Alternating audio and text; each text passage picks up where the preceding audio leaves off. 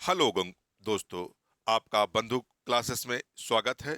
तो शुरू करते हैं बिना देरी किए हुए लल्लन टॉप स्टैटिक जीके के महत्वपूर्ण सवालों को, जो आपकी विभिन्न प्रतियोगी परीक्षाओं के लिए होंगे रामबाण। तो आइए देखते हैं आज की क्लास का पहला प्रश्न। प्रश्न देखें दोस्तों, इससे पहले जो दोस्त चैनल पर नए जुड़े हों वह चैनल को सब्सक्राइब कर लेंगे और बेल आइकन का बटन जरूर प्रेस कर देंगे, जिससे मेरा आने वाले प्रत्येक वीडियो का नोटिफिकेशन आपको मिलता रहे। तो आज का पहला प्रश्न है, सात टापुओं का शहर किसे कहा जाता है? मुंबई, कोलकाता, कोच्चि या वास्को डी गामा एक शहर है दोस्तों। तो सात टापुओं का जो शहर है दोस्तों, या महाराष्ट्र की राजधानी, या हम कहें भारत की आर्थिक राजधानी मुंबई को कहा जाता है। तो आपका राइट क्या आंसर बनेगा? ए वाला। अगला प्रश्न देखते हैं। अगला प्रश्न है दोस्तों, भारत में पहला कृषि विज्ञान केंद्र कहाँ स्थापित हुआ था? चंडीगढ़, पुदुचेरी, लक्षद्वीप या नई दिल्ली? तो दोस्तों, जो भारत का पहला कृषि, यानी हमने आपको यहाँ हिट कर दे रहा हूं, भारत का जो कृषि विज्ञान केंद्र है, सर्वप्रथम इसकी स्थापना कहाँ हुई थी? तो पुदुचेरी में इस केंद्र की स्थापना की गई थी। आपका राइट आंसर हो जाएगा बी वाला। अगर दोस्तों कभी कभी ये भी क्वेश्चन पूछ लेता है कि भारत का सर्वप्रथम कृषि विश्वविद्यालय की बात करता है या कृषि विज्ञान केंद्र की है, और कृषि विश्वविद्यालय की अगर बात करें तो यह वर्तमान के उत्तराखंड पंतनगर में स्थापना की गई थी। यानी कृषि विश्वविद्यालय की स्थापना उत्तराखंड के पंतनगर में। और अगर आपसे कहीं ये क्वेश्चन पूछ लेता है कि कृषि विज्ञान केंद्र की स्थापना कहाँ की गई है, तो इसकी स्थापना सर्वप्रथम पुदुचेरी में की गई थी। आइए अगला प्रश्न देखते हैं। अगला प्रश्न है दोस्तों, सर्वाधिक अम्लीय वर्षा किस देश में होती है? ब्राजील, भारत, नॉर्वे या पाकिस्तान? जो अम्लीय वर्षा दोस्तों सर्वाधिक दर्ज की गई है वह नॉर्वे देश में दर्ज की गई है। तो आपका राइट आंसर क्या बनेगा? सी वाला। अगला प्रश्न देखते हैं। अगला प्रश्न है, यूरिया का रासायनिक नाम क्या है? एलिली एलिलीन, कार्बामाइड, क्लोरोइथेन या इनमें से कोई नहीं? तो यूरिया का जो रासायनिक नाम है दोस्तों, कार्बामाइड। यानी आपका क्या आंसर होगा? बी वाला आपका राइट आंसर हो जाएगा। अगला प्रश्न देखते हैं। अगला प्रश्न है दोस्तों, यूरेनियम भंडार के लिए प्रसिद्ध स्थान भीमा बेसिन, यानी आपसे कौन सा क्वेश्चन पूछ रहा है? भीमा बेसिन, यानी या स्थान आपको याद रखना है कि यूरेनियम के लिए काफी प्रसिद्ध स्थान है। किस राज्य में स्थित है? आंध्र प्रदेश, कर्नाटक, तमिलनाडु या झारखंड? जो भीमा बेसिन दोस्तों या भारत के कर्नाटक राज्य में स्थित है। यानी आपका राइट आंसर क्या बन जाएगा? बी वाला। अगर सवाल यह भी पूछ लेता है कि यूपी में यूरेनियम किस जिले में मिलता है, यानी उत्तर प्रदेश के किस जिले में यूरेनियम मिलता है, किस जिले में यूरेनियम मिलता है? तो एक सीमित मात्रा में दोस्तों ललितपुर। आपका राइट आंसर क्या होगा? ललितपुर एक जिला है दोस्तों, उत्तर प्रदेश के ललितपुर में सीमित मात्रा में क्या होता है? यूरेनियम का भंडार पाया जाता है। यानी ये खास महत्वपूर्ण प्रश्न रहेगा आपके लिए, क्योंकि उत्तर प्रदेश में ललितपुर जिले में और भीमा बेसिन भी यूरेनियम पड़ता है, लेकिन यह कहाँ मिलता है? कर्नाटक राज्य में हमें प्राप्त होता है। आइए अगला प्रश्न देखते हैं। अगला प्रश्न है दोस्तों, लूनी नदी पर स्थित जवाई बांध किस राज्य में स्थित है? तो सबसे पहले दोस्तों, यह लूनी नदी जो है यह राजस्थान में बहती है। कहाँ बहती है? राजस्थान में बहती है। राजस्थान में यह नदी तब बहती है, तो स्वाभाविक सी बात है, जो जवाई बांध होगा या कहाँ होगा? राजस्थान में होगा। तो आपका क्या राइट आंसर बन जाएगा? बी वाला, यानी राजस्थान। अगला प्रश्न देखते हैं। अगला प्रश्न है, करगम किस प्रदेश का लोक नृत्य है? केरल, तमिलनाडु, कर्नाटक या आंध्र प्रदेश? जो करगम लोक नृत्य है दोस्तों, यह भारत के तमिलनाडु राज्य में प्रसिद्ध एक लोक नृत्य है। तो आपका राइट आंसर क्या बनेगा? बी वाला बनेगा। अगला प्रश्न देख लेते हैं। अगला प्रश्न है, भारत में सबसे पहले विद्युतीकरण निम्न में से किस शहर में हुआ था? बेंगलुरु, मुंबई, कोलकाता या शिमला। तो दोस्तों, जो भारत का विद्युतीकरण सर्वप्रथम किस शहर का हुआ था? तो कोलकाता का हुआ था। तो आपका राइट आंसर हो जाएगा सी वाला, कोलकाता का। यानी कोलकाता जो है दोस्तों, या 1765 से लेकर, यानी 1765 से लेकर कितना, 1912 तक का, यानी 1912 तक का क्या था, या ब्रिटिश साम्राज्य की राजधानी था। और इसी कारण जो कोलकाता शहर है, इसका सर्वप्रथम क्या हुआ था? विद्युतीकरण हुआ था। आइए अगला प्रश्न देखते हैं। अगला प्रश्न है, भारतीय जागृति का जनक किसे कहा जाता है? दयानंद सरस्वती, दादा भाई नौरोजी, स्वामी विवेकानंद या राजा राम मोहन राय। तो भारतीय जागृति का जो जनक है दोस्तों, या राजा मोहन राय को माना जाता है। तो आपका राइट आंसर क्या बन जाएगा? बी।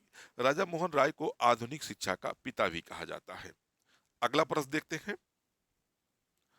अगला प्रश्न है दोस्तों, भारत की किस चट्टान श्रृंखला को खनिजों का भंडार कहा जाता है? आर्कियन चट्टान श्रृंखला, धारवाड़ श्रृंखला, कुड़प्पा श्रृंखला या विंध्याचल श्रृंखला। तो दोस्तों, जो आर्कियन खनिजों के लिए प्रसिद्ध चट्टान है भारत में, वह कौन सी है? धारवाड़ श्रृंखला है। यानी धारवाड़ में या खनिजों का भंडार गृह कहलाता है, और इसी में भारत के अधिकांश जो खनिज पाए जाते हैं, या किस श्रृंखला में पाए जाते हैं? तो धारवाड़ श्रृंखला में पाए जाते हैं। तो आपका राइट आंसर होगा बी वाला। कभी कभी दोस्तों गोंडवाना लैंड पूछ लेता है, यानी गोंडवाना, गोंडवाना पूछता है दोस्तों, या भारत में कोयले के लिए काफी प्रसिद्ध है। गोंडवाना जो लैंड श्रृंखला है दोस्तों, या कोयले के लिए काफी प्रसिद्ध है। और धारवाड़ की अगर हम बात करें, तो यह खनिजों के लिए काफी महत्वपूर्ण श्रृंखला है। तो आपका राइट आंसर बी वाला होगा। अगला प्रश्न देखते हैं। जम्मू कश्मीर में उरी बांध किस नदी पर स्थित है? ब्यास नदी, चिनाव नदी, राबी नदी या झेलम नदी। तो जो जम्मू कश्मीर में उरी बांध बनाया गया है दोस्तों, या झेलम नदी पर बनाया गया है। तो आपका राइट आंसर क्या बनेगा? डी वाला बनेगा। अगला प्रश्न देखते हैं। अगला प्रश्न है, कावेरी नदी का उद्गम कहां से होता है? अमरकंटक के पठार, महाबालेश्वर, ब्रह्मगिरी पहाड़ियों से या त्रिम्बक पहाड़ियों से। जो कावेरी नदी का उद्गम है दोस्तों, या ब्रह्मगिरी पहाड़ियों से होता है। तो आपका राइट आंसर क्या बन जाएगा? सी वाला बन जाएगा। अगर अमरकंटक की चोटियों से बात करें, तो अमरकंटक से दो महत्वपूर्ण नदियां निकलती हैं। एक तो नर्मदा निकलती है। नर्मदा नदी का उद्गम होता है कहां से? अमरकंटक से। यहीं से एक नदी और होती है, जिसे हम लोग सोन नदी के नाम से जानते हैं। यानी सोन नदी और नर्मदा नदी का जो उद्गम होता है, वह कहां से होता है? अमरकंटक पहाड़ से होता है। और कावेरी नदी का ब्रह्मगिरी पहाड़ियों से होता है इसका उद्गम। आइए अगला प्रश्न देखते हैं। अगला प्रश्न है दोस्तों, हैली धूमकेतु कितने वर्ष बाद दिखाई देते हैं? 46 वर्ष, 31 वर्ष, 86 वर्ष या 76 वर्ष। जो हैली धूमकेतु होते हैं दोस्तों, या जो है 76 वर्षों के बाद एक बार क्या होते हैं, हमारे सौर मंडल या वायुमंडल के सौर मंडल में हमें यह दिखाई देते हैं। यानी एक बार यह जब दिखाई देते हैं, तो पुनः कब दिखाई देते हैं? 76 वर्षों के बाद। तो आपका राइट आंसर क्या होगा? डी वाला होगा। यानी 76 वर्ष के बाद धूमकेतु, हैली धूमकेतु दिखाई देते हैं। अगला प्रश्न देखते हैं। अगला प्रश्न है, निम्नलिखित में से किस शहर से होकर नेत्रावती नदी, यानी कौन सी नदी पूछ रहा है? नेत्रावती नदी बहती है? शिवामोगा, बंगलुरु, कारवार या बेंगलुरु। तो दोस्तों, जो नेत्रावती नदी है, या कहां से बहती है? तो बंगलुरु शहर से होकर इसका बहाव होता है। इसलिए आपका राइट आंसर बनेगा बी वाला। अगला शहर देखते हैं, अगला प्रश्न देखते हैं। निम्नलिखित में से कौन सा स्थान जैन धर्म से संबंधित है? सड़मल बेलगोला, पालीताना, खंडगिरी या रत्नागिरी। तो जैन धर्मों का जो प्रथम यानी पवित्र स्थान है दोस्तों, वह कौन सा है? रत्नागिरी। आपका राइट आंसर होगा डी। श्रवण बेलगोला पे कहा जाता है, जो मौर्य वंश का अंतिम सम्राट थे, चंद्रगुप्त मौर्य। चंद्रगुप्त गुप्त मौर्य के द्वारा, यानी चंद्रगुप्त मौर्य के द्वारा यहीं पर क्या हुआ था?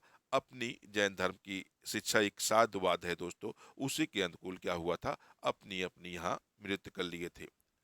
यानी ये श्रवण बेलगोला किस लिए प्रसिद्ध है, चंद्रगुप्त मौर्य की वजह से। आइए अगला प्रश्न देखते हैं। अगला प्रश्न है, दामोदर नदी का उद्गम निम्नलिखित में से किस स्थान से होता है? बृहद हिमालय, कुमाऊं हिमालय, सह्याद्री पहाड़ियां या छोटा नागपुर पहाड़ियां। तो दोस्तों जो दामोदर नदी है, यह भारत के छोटा नाग पहाड़ियों से इसका उद्गम स्थल है, यानी इसका उद्गम होता है। और इसका जो विलय स्थल या जो अपने नदी का मुहाना जो इसका है वह कहाँ है, तो बंगाल की खाड़ी में है। तो आपका राइट आंसर बन जाएगा डी वाला, छोटा नागपुर। आइए अगला प्रश्न देखते हैं। अगला प्रश्न है, निम्नलिखित में से किस नदी का उद्गम स्थान महाबालेश्वर है? कावेरी, कृष्णा, ताप्ती या नर्मदा। तो दोस्तों जो महाबालेश्वर है, यहां से कृष्णा नदी का उद्गम होता है। तो आपका राइट आंसर बन जाएगा बी वाला। आइए अगला प्रश्न देखते हैं। अगला प्रश्न है, इनमें से कौन सी नदी दक्षिण भारत की गंगा भी कही जाती है? कावेरी, तुंगभद्रा, गोदावरी या कृष्णा। तो दोस्तों आपका राइट आंसर बनेगा सी, यानी गोदावरी नदी को। दोस्तों कभी कभी कंफ्यूज होता है, क्योंकि कभी कभी आप देखते होंगे कावेरी नदी को भी दक्षिण की गंगा कहा जाता है और गोदावरी नदी को भी। लेकिन दोस्तों एक टर्मिनोलॉजी होती है जिसके माध्यम से आप आसानी से समझ पाएंगे कि हमें कब कौन सा आंसर क्लिक करना है। अगर दक्षिण की गंगा की बात करता है, यानी दक्षिण की गंगा की बात करेगा, तो दक्षिण की गंगा के हिसाब से हम लोग किसको मानेंगे, तो कावेरी नदी मानेंगे। यानी जब दक्षिण गंगा की बात करेगा, कावेरी नदी कब मानेंगे, जब दक्षिण गंगा की बात करेगा। यानी दक्षिण गंगा की बात करेगा, दक्षिण गंगा की बात करेगा, तो उस समय हमारा आंसर क्या होगा, कावेरी नदी होगा। लेकिन जब क्वेश्चन आपसे पूछ लेगा दक्षिण भारत की गंगा, क्योंकि दक्षिण भारत की गंगा इसलिए कहा जाता है दोस्तों, क्योंकि दक्षिण में सबसे लंबी नदी कौन सी है, तो गोदावरी नदी है। यानी जब आपसे क्वेश्चन पूछेगा दक्षिण भारत की गंगा, भारत की गंगा, यानी दक्षिण भारत की गंगा की अगर बात करेगा, तो हमारा उत्तर क्या होगा, गोदावरी नदी। और दक्षिण गंगा की अगर बात करेगा तो हमारा उत्तर क्या होगा, कावेरी नदी। दक्षिण भारत गंगा का सेंस दोस्तों, जैसे उत्तर भारत की जो सबसे बड़ी नदी है, या हम कहें भारत की सबसे बड़ी नदी है, वह कौन सी है, गंगा है। तो इसी के आधार पर जब दक्षिण भारत की बात करता है, क्योंकि दक्षिण भारत की सबसे बड़ी नदी गोदावरी नदी है, इसलिए इसे दक्षिण भारत का गंगा कहा जाता है। और कावेरी क्या है, दक्षिण भारत की सबसे पवित्र नदी मानी जाती है, और गंगा को भी पवित्र नदी माना जाता है, इसलिए इसे दक्षिण की गंगा कहा जाता है। तो यहां तक का जो डाउट होगा दोस्तों, मुझे यकीन है कि आप लोगों को समझ आ गया होगा। आइए अगला प्रश्न देखते हैं। अगला प्रश्न है, भारत के पहले राष्ट्रपति का क्या नाम है? अबू कलाम आजाद, डॉक्टर राजेंद्र प्रसाद, डॉक्टर सर्वपल्ली राधाकृष्णन या बप्पा दन्नप्पा जट्टी। तो दोस्तों जो भारत के पहले राष्ट्रपति थे वह कौन थे, डॉक्टर राजेंद्र प्रसाद।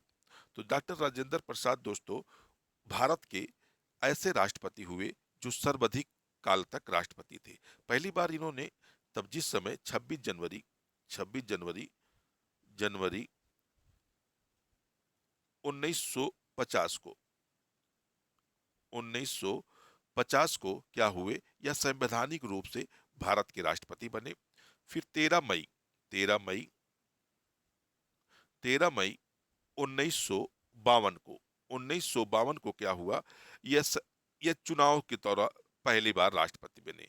तो ये 13 मई 1952 से लेकर 1962 तक का 1962 तक का क्या थे दोस्तों, ये भारत के राष्ट्रपति थे। यानी अगर इनके टोटल वर्षों की बात करें तो टोटल भारत के 12 वर्षों तक का, यानी कितने, 12 वर्षों तक का भारत के क्या रहे, राष्ट्रपति रहे। तो अभी तक का ये सर्वाधिक समय तक का भारत के राष्ट्रपति थे।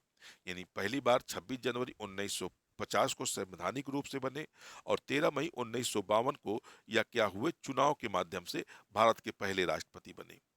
और ये लगातार, ये भी क्वेश्चन होता है कि लगातार ये 2 बार भारत के राष्ट्रपति रहने वाले पहले व्यक्ति थे। ठीक है दोस्तों, आइए अगला प्रश्न देखते हैं।